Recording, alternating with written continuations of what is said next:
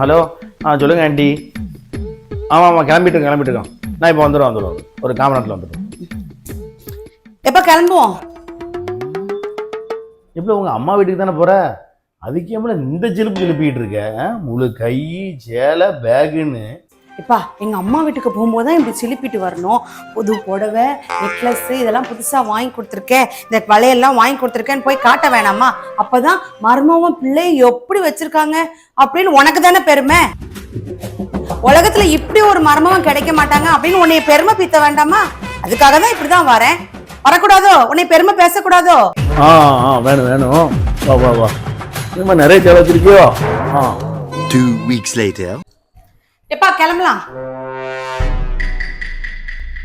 வாமா. என்னதுல அலங்கோலம்? ஏன் இந்த ட்ரெஸ்க்கு என்ன? என்ன இப்படி ட்ரெஸ் பண்ணிட்டு வர? சிம்பிளா பாக்கெட் கை விட்டு போய் இவா மாதிரி வர? உங்க சொந்தக்காரங்க வீட்டுக்கு இப்படிதானப்பா வரணும். இல்ல உங்க அம்மா வீட்டுக்கு போகும்போது எவ்வளவு அழகா சீவி சிங்காரிச்சி சேலைய உடுத்தி நகை நட்டெல்லாம் போட்டுட்டு பல்ல பல்ல பல்ல பல்லன்னு அப்படியே ராணி மாதிரி வர. எங்க வீட்டுக்கு போகும்போது பஞ்ச பரதேசி மாதிரி வர. ஏன் உன்ட்ட வேற ட்ரெஸ்ஸே இல்லையாம்மா?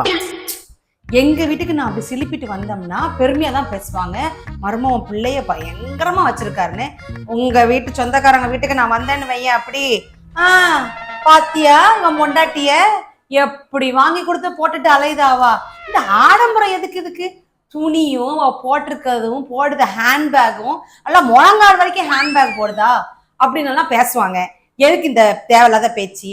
உன்னையதான் வேற சொல்லுவாங்க, பொண்டாட்டி ஐயோ இப்படி பார்க்காம பாத்தியா அப்படின்னு அவங்க வாயிலெல்லாம் உழணுமா? அதனால நம்ம இப்படி பஞ்ச பரதேசி மாதிரியே போயிட்டு வந்துரும். என்னெல்லாம் யோசிக்கீங்கள? உங்க வீட்டுக்கு ஒரு நியாயம், எங்க வீட்டுக்கு ஒரு நியாயமா? நான் சொல்றதெல்லாம் உண்மை இல்லையோ? இல்ல நீ சொல்றதெல்லாம் யோசிச்சு பார்த்தா இப்படி இப்படி இப்படி இப்படி ஆட்டிட்டு போயிருனே. வாயை திறந்து பேசிடாத, எங்களா பாயிண்ட பிடிச்சிருவாளோன்ட்டு. இப்பதானே வரத்தான் செய்யும், போயிரெல்லாம் எரியத்தான் செய்யும். நம்ம வேலை நம்ம பார்த்துக்கிட்டு போயிட்டே இருக்கணும்.